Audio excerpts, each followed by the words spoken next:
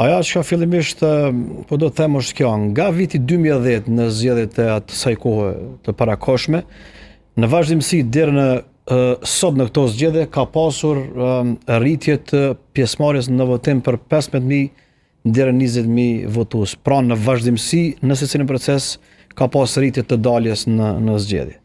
Kjo çfarë po shohim sot, ora 17, 574.000 votues që kanë dalë, unë mendoj që është një shifër alarmante e cila në farforme për mu ka në thelb një mesazh qytetar karshi situatës që po ndodhemi. Kjo ka një arsye sipas meje pse ndodh, sepse në realitet kjo qasja e partive politike që të prodhojnë kriza të vazhdueshme nuk po përmendi, do të thotë emra as po veçani subjektës së dy, po i përfshi gjitha subjektet politike.